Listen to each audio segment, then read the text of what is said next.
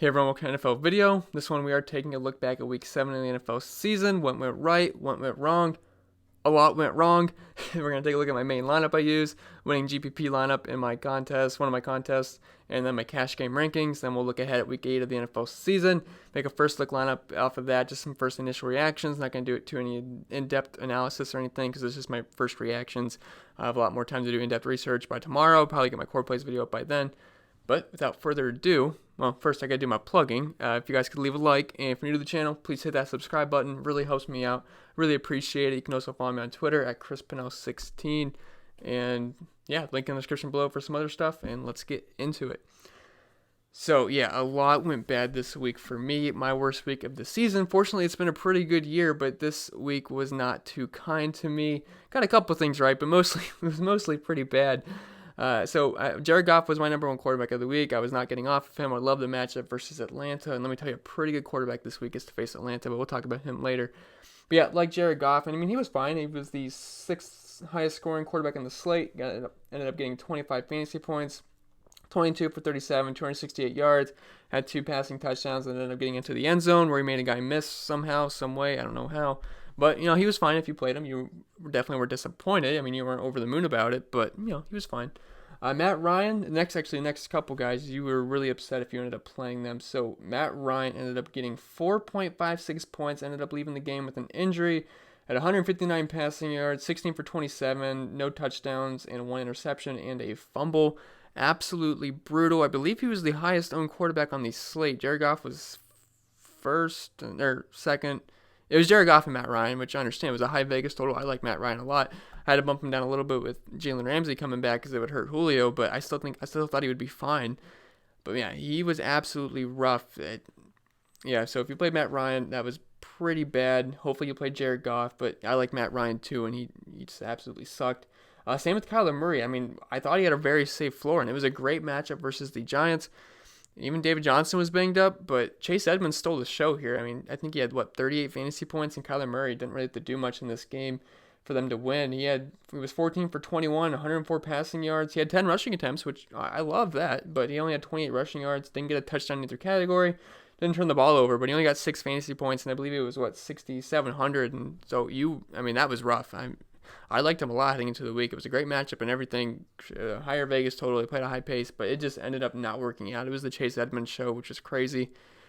Josh Allen, he was okay. He ended up scoring 21. Probably looking for more at 6,500. But I mean, it was okay. He didn't kill you. 16 for 26, 202 passing yards, 2 touchdowns, 4 for 32 on the ground. It is what it is. It was a good matchup versus Miami. Didn't kill you. Wasn't great though. Lamar Jackson, he got the job done on the ground. I mean, he was 6,800, so he's a little bit more expensive than Goff, but so it's crazy, but listen to this. He only completed 9 passes. He completed 9 passes and still had 26 fantasy points. Didn't even throw a touchdown, but he was 14 for 116 on the ground with 1 rushing touchdown. Lamar Jackson, it's pretty much like you're playing a running back with throwing upside in the quarterback spot when you play him, so he's a pretty safe play every week with that rushing upside, so he was fine. It was a good matchup versus Seattle. They're not the best defense in the world, so Lamar Jackson took care of business on the ground. Didn't do much for the air, but he didn't have to. As for the running back position, it was okay. Leonard Fournette, he was fine. I mean, he didn't go off or anything, but he was 88% owned in cash, I believe. 88.7% owned in cash, and he ended up scoring, 19.5 points. It's just, he hasn't gotten to the end zone yet this season, but he just continues to get double-digit fantasy points. And he was 29 for 131 on the ground, 2 catches for 14 yards. Just the volume is amazing for him every single week, and it was a great matchup, so Leonard Fournette made a whole bunch of sense. Chris Carson, he sucked. I actually thought he was going to be in for a pretty big game. This is a high Vegas total. He's heavily involved, usually gets a ton of volume. I believe he only ended up scoring... 10.4 points. I actually thought he had a little bit less. He had 21 carries, which obviously that's great, but he only had 65 yards and 3 catches for 9 yards. Really thought he'd get into the end zone, had 5 targets. But, if he got into the end zone, you probably would have been happy, but, if you're only going to get 65 yards, it's not going to get the job done. Fortunately, he was only 6,500, so it's not like you absolutely broke the bank with him, but only 10.4 points to 6,500. That's not good enough. Josh Jacobs, that was the kind of guy I put my flag on this week. I liked him a lot. A lot of people didn't. He was a lot higher owned than I thought. I didn't think anyone was talking about him, but he ended up coming in at 38% in one of my GPPs. So, he was a lot higher owned than I expected. But, I thought he was a fantastic play versus that Green Bay run defense. It's obviously not a great run defense, and, running backs have been doing very well versus them all season. And I said he had 20-plus touch upside here. He ended up getting 21 carries, 3 receptions, had over 120 yards on the ground, ripped off a couple long runs, and he actually left this game in the first quarter with a shoulder injury, but he ended up coming back, took care of business, and even with the Raiders getting absolutely boat raced, they give up a ton of points. Jacobs was fine, so that was nice to see. Derek Carr fumbled on the 1-yard line, so Jacobs could have had 2 touchdowns in this game. He got stuffed on the inch yard line on 3rd and goal, and then Derek Carr fumbled through the end zone. He could have had a huge game. I'm talking 30 points. So Josh Jacobs, you're probably pretty happy if you played him at 5K, one of the better value plays on the slate, I thought, all week. Dalvin Cook, he just continues to just torch opposing defenses. He had 25 carries, 142 yards, 2 touchdowns, ended up getting 30.9 fantasy points. Didn't really have to do anything through the air. Got all the job done on the ground. So if you played Dalvin Cook, you're pretty happy. Saquon Barkley, for the price you paid for him at $8,900, he was not worth it. Had 18 carries, 72 yards, and a touchdown. He did leave the game briefly with an injury. I forget exactly what it was. But 17 fantasy points, it's not the worst in the world, but when you're paying $8,900, you need 5-plus points out of the guy. So he didn't get the job done. Wide receivers, I loved Cooper Kupp this week, but he only ended up getting 11 points. I really believed in the Rams offense this week, and they were fine. They scored 37 fantasy points, but the defense, 37 fantasy points. They scored 37 points in total. 7 of that did come from the defense, though. But, Cooper Kupp, he got 8 targets, but only got 11 fantasy points. He was 6 for 50. He just didn't produce. T.Y. Hilton, he was very high owned this week for good reason. He just torches the Texans defense every single year. Ended up getting 6 catches for 74 yards on 11 targets and got into the end zone. So you're probably pretty happy if you played him. And then here it comes, Larry Fitzgerald. I even made a tweet about him earlier. I don't know. I really believed in him this week. Christian Kirk was out. This was a great matchup versus the Giants. They suck versus the wide receiver position, specifically the slot receiver position, and I don't know. He had 1 catch. Kyler Murray sucked, and so did Larry Fitzgerald. He had 1 catch for 12 yards. Absolutely brutal. I played him in cash games, and man, I really thought he was in for a big game at lower ownership, and it just did not happen. I thought he had a very safe floor, which he has most of the season, but the bottom fell out on Larry Fitzgerald. It's only up from here, but that was absolutely rough, and 6,100, that sucked big time. Robert Woods, he was okay. He ended up scoring, what was it? I believe he had 13.6 fantasy points. It's okay at 5,900. It was definitely a better play than Kupp was because of the price difference. Ended up having 7 targets, 5 catches for 80 yards. Pretty much the same stat line as Kupp did, just a little bit more. So Robert Woods, he was fine. John Brown, I didn't talk about him a lot in any of my videos, but I did think he was a solid cash game play going up against Miami, and they were missing Xavier Howard, which, he hasn't been great this season anyway, but it's Miami. They suck in all aspects. He ended up getting 19 fantasy points. He was 5 for 83, 6 targets, and a touchdown, so he was fine. Now, Lazard, he was an interesting case this week because, he was the obvious lock for cash games on Friday and Saturday. And then Sunday morning comes out, and then MVS is playing, and so is Geronimo Allison. So then I completely took him off the sheet. And then we get a report that he's still going to be heavily involved. I believe that was from Mike Garafolo. And then there was news that he was running with the ones in warm-ups. So I'm like, okay, it's risky because he's a wide receiver 3, but he's min-priced. If he's going to run with the ones, I just need a few targets here to pay off his salary here. So I ended up putting him 6 at the end. I usually only do 5 per position, but I had to throw him on there just if you needed the salary savings. He was fine. He got 7 fantasy points. It wasn't anything exciting. He had 3 receptions for 42 yards. You would have hoped for more, especially when Aaron Rodgers has a Hall of Fame game, but 7 points for 3K, it's not the worst thing in the world. And then at tight end, I had Mark Andrews. I actually had Hunter Henry first, and then I switched him with Mark Andrews. And I guess that was a mistake. Mark Andrews ended up dropping a touchdown in the end zone. Then he dropped another right after that. He dropped a wide open play, and he just couldn't catch the ball. He had an easy touchdown. He could have had a much better game, but it was pretty disappointing. If you played Mark Andrews, I believe he only had, what was it? He only had 5.9 fantasy points. That absolutely sucks. Hunter Henry, though, he was probably the best value on the one of the best values on the slate at the tight end, especially at the tight end position, but just in general. He was only 4K coming off a huge game versus the Steelers, and he just got the job done again. He almost had 100 yards again, had 6 catches, 97 yards, 8 targets, 15 fantasy points. He was just way mispriced. So Hunter Henry was definitely a great play. Evan Ingram, he absolutely sucked versus the Cardinals. He got injured briefly, but still he came back, so there's really no excuses for that. Rhett Ellison ended up catching that touchdown, but yeah, Evan Ingram had 1 fantasy point, 1 catch for 6 yards on 5 targets. That absolutely sucked. Austin Hooper, he continues to dominate, and he actually had his touchdown with Matt Schaub at quarterback, but still got 14 points, 4 catches on 5 targets for 46 yards and a touchdown. He just continues to produce. Now, Darren Waller, he's the guy that went absolutely nuts. He was the highest scoring tight end on the slate, one of the highest scoring players on the slate in general. He had 7 catches, 126 yards, 8 targets, finally got into the end zone. He had 2 touchdowns, and he actually had 1 called back on a wheel route where they got called for like a pick play or something. So it could have had 3 touchdowns. So he had a great game. So if you played Darren Waller at that price tag he was at, I thought he was a little bit mispriced.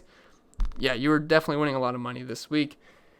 As for the defenses, they kind of sucked. I mean, they weren't too bad, actually. The Bills' defense was fine, but if you paid that much for the Bills' defense, you're probably a little disappointed. They only ended up scoring, I don't even remember, what was it?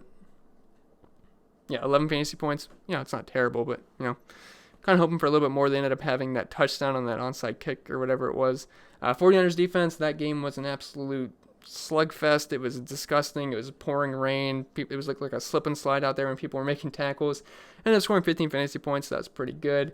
Bears defense had that 102-yard kick return touchdown, so they ended up scoring 6 points, which it wasn't the worst. 3K. I mean, it was pretty average.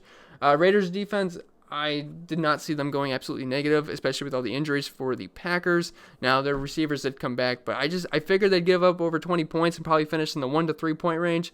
But they just got absolutely smoked, ended up scoring -3. I thought it was a good correlation play with Raiders defense and Josh Jacobs, because if I played Josh Jacobs, I was hoping the Raiders defense kept them in the game so Jacobs could pound the rock. Well, it didn't really matter. They gave up a ton of points, and Jacobs still got the rock. So Raiders defense, they sucked. Colts defense, they were pretty popular at 2K. They ended up scoring 9 fantasy points, so that was pretty good. Lions defense, that game was actually oddly a shootout, really, and they ended up scoring -4, so they actually did worse than the Raiders defense. Then I actually added late, the Redskins defense was pretty interesting with the weather because it was just absolutely sloppy. I saw the video of the game before the game started, and it looked terrible, so I figured it would be a defensive game. Then the Redskins actually ended up getting 8 fantasy points, but at their price tag, they were at $1,700. That was pretty good value there, so couldn't really hate on playing the Redskins. And then as for my main lineup, it was absolutely gross. And, whoops.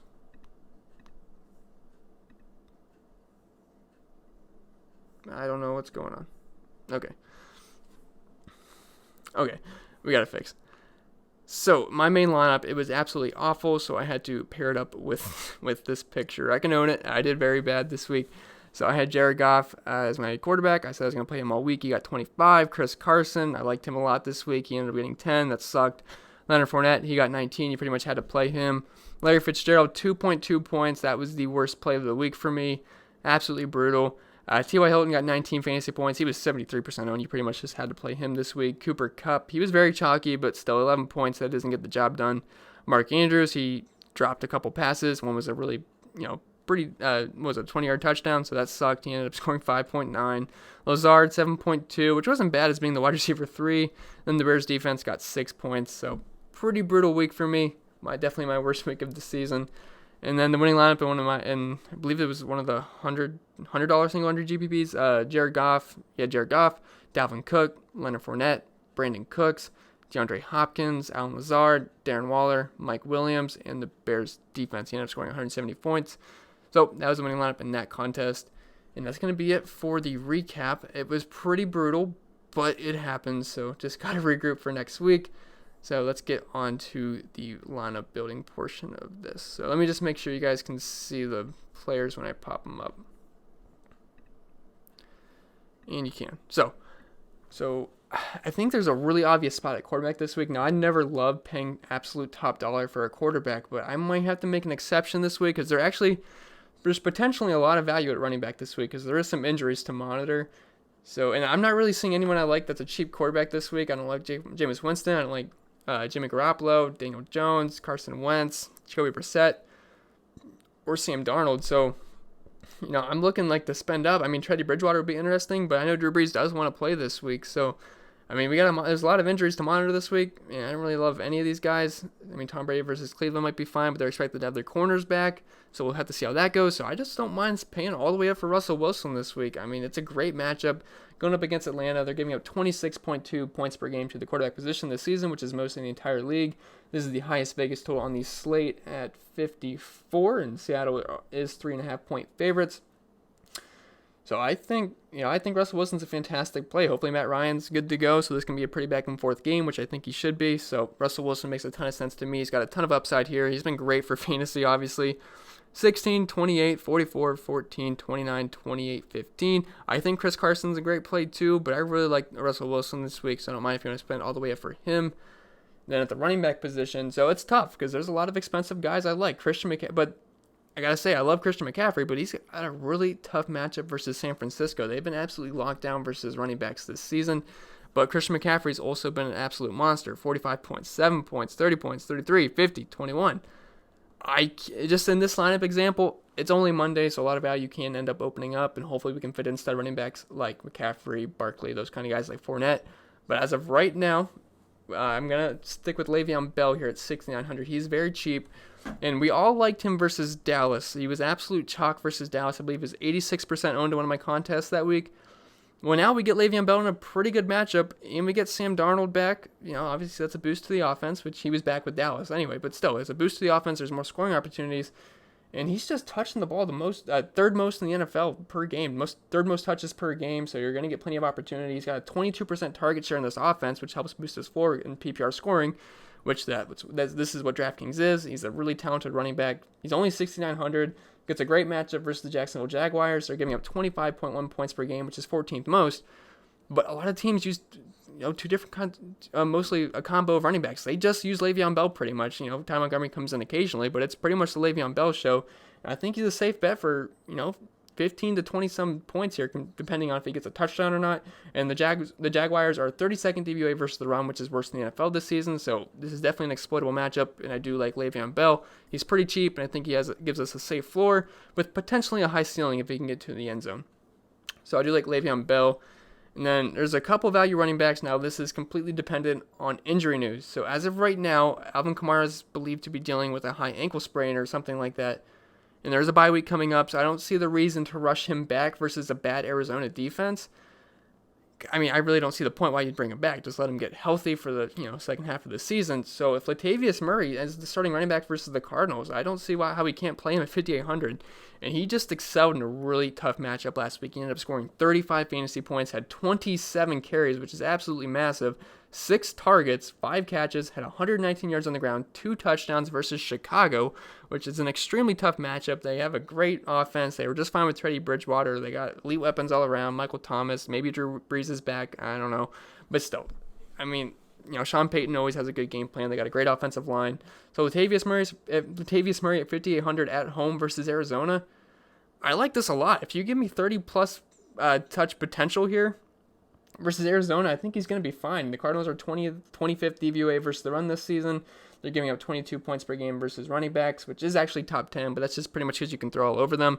But the Saints should be able to get to an early lead here and just, run it down their throat. I believe they're 9-point favorites at home, 48-point total, so they have one of the higher totals on the slate. He makes a ton of sense this week. If Kamara is out, I think we got to lock in Latavius Murray with all the touches he's going to get, especially with how good he did last week versus the Bears. So definitely like Latavius Murray. And then wide receiver this week, I'm liking the combo of Russell Wilson and Tyler Lockett together. I know they're expensive, but this is just a great matchup, and Tyler Lockett's been excellent this season. If you just look at his game log, he's got 11 points, 17, 35, 9, 14, 12, 16. Lowest game he's had is 9, and this is a great matchup versus the Falcons. They're allowing 43 points per game this season to wide receivers, which is 4th most in the entire league. And they really struggle with the deep ball, and we know Tyler Lockett and Russell Wilson can connect on some deep balls. He's a great receiver too. He tends to get open a lot. Russell Wilson loves him. He's got a high target share in the offense. It's not like a elite like Cooper Kupp, Michael Thomas, but for this offense, he's still the number 1 wide receiver. I mean, he's had a couple games of double-digit targets. Other than that, it's kind of been low, but he's very efficient with his targets. So I do like Tyler Lockett a lot. I think they hook up, hopefully on a touchdown or 2. So definitely like Tyler Lockett. And after that, I don't mind John Brown at 5,900 going up against the Philadelphia Eagles. They are giving up 48 points per game to wide receiver position this season, which is the most in the entire NFL. And the guy's just a pretty good receiver. He's a burner, and the Philadelphia secondary can get burnt deep. You guys know that. I know that. So John Brown's been great this season, too. I mean, 28 points, 14 points, 9 points, 11 points, 12 points, 19 points. He has not had a bad game yet, and there's a lot of upside here versus the Philadelphia Eagles. I think this game stays close. He could see near double-digit targets, and this is a very beatable secondary. So I think John Brown's going to be pretty popular to play this week, and he's pretty affordable, too, at 5,900. So don't mind getting some John Brown in my life this week. And then we're going to have to go a little bit cheaper here for wide receiver 3. And I actually don't mind D.D. Westbrook at 4,500. Now, this isn't the most amazing matchup in the world, but still, he's heavily involved in this offense. He's got a 23% target share compared to DJ Chark's 21%. A lot of people think of DJ Chark as the number one wide receiver, which he is. But D.D. Westbrook's he has a larger target share in this offense, and I like that a lot. I mean, he's seeing very consistently high targets, 9 targets, 8 targets, 11, 6, 9, 5, 6. That's pretty darn good. And he's had solid games pretty much all season. He had 20 points last week versus Cincinnati. I think we see something similar to what he had last week. The Jets are giving up 37 points per game to wide receiver position, which is pretty league average. It's a little below average, but they're giving up over 20 points per game to the slot receiver this season, which is below average. So this is a plus matchup for D.D. Westbrook, and I think he's going to be fine at this price tag. He's probably going to be pretty popular this week because it just seems a little bit too cheap in my opinion. And this price actually came down after a really good game, so I don't understand that. So I do like D.D. Westbrook in this matchup, and I like his price quite a bit. And at the tight end position, there's not a lot to like this week. I mean, obviously you can always play Darren Waller, you can always play George Kittle, you can always play, all those kind of guys. But I like Austin Hooper, so I like the Seahawks, and I want positive correlation in my lineup, so I like running it back with Austin Hooper, who's just been absolutely fantastic last week. And whoever the quarterback is, by any chance if Matt Ryan misses, he actually caught his touchdown from Matt Ryan, although it was in garbage time. Not from Matt Ryan, from Matt Schaub, but it was in garbage time. But still, he's produced pretty much every single game this season. 16 points, 7 points, 24, 25, 13, 28, 14. The guy's just been rock solid. There's upside in this matchup. Seattle's giving up the 4th most points per game to tight ends this season with 15 points per game. And Mark Andrews could have had a big game versus them last night, or yesterday. But he ended up dropping that touchdown. Would have been like a huge game or anything, but it would have been just fine at his price tag. So I like running it back with Austin Hooper here. It gives us positive correlation if this is a back and forth game. Russell Wilson, Lockett hook up on some bombs. Austin Hooper, gets it done in the red zone. I think that makes a lot of sense to me. And then at the flex spot, I can't really afford much here, so I'm looking to go cheap at defense, and I want to get someone safe-ish in my flex spot. Now, I'm not going to be able to fit a guy in like Saquon Barkley or Christian McCaffrey at this point, but I do think there's a pretty good value play this week, depending on if Kerryon Johnson plays or not. So he was seen in a brace. I don't know if he's going to play or not, but let's just assume for right now he doesn't play. We got Ty Johnson here at 4,900 going up against the Giants, and he was the main running back when Kerryon Johnson went down. He saw 64% of the snaps last week after Kerryon Johnson went out, and McKissick only saw 25%, so he's the main guy here. And it's a pretty good matchup. The Giants are giving up 28.9 points per game, which is 5th most to running backs this season, and Chase Edmonds absolutely dominated in this matchup last week. So if Ty Johnson's going to give me, 10 to 18 touches in this game, and he's also used in the passing game as well, I think it's going to be hard for him to not hit value here. He'd probably get into the end zone. I mean, I could see him getting anywhere from like 12 to 20 points here in this matchup. And at 4,900, I will take that all day. I mean, McKissick's going to be there too. It's not like he's going to be the only running back that's going to get work. But I think Ty Johnson's going to be the main guy here. Probably get over 50% of the snaps. So I will take that at 4,900. So I think he's an excellent value play if Kerryon Johnson ends up being out. I have no idea. So again, this is just me doing first initial reactions. I have no idea what the injury is going to be like heading into the week. We're going to get an update today. I have not seen that update yet. So we're just going off of assumptions right now. So I do like Ty Johnson quite a bit if Kerryon is out, and then that leads us to a defense, and I actually don't mind the Chargers here, especially going up against Mitch Trubisky's offense. He's just not a very good quarterback. Now, Chargers defense has not been great, but they're not the worst defense in the world. They really struggle with the run, but I don't really respect David Montgomery very much to absolutely destroy them, and then Mitch Trubisky's just not a great quarterback. And this is, I believe, the lowest total on the slate this week. It's at 40.5, and yeah, that is the lowest on the total. The next lowest is 49ers in Carolina.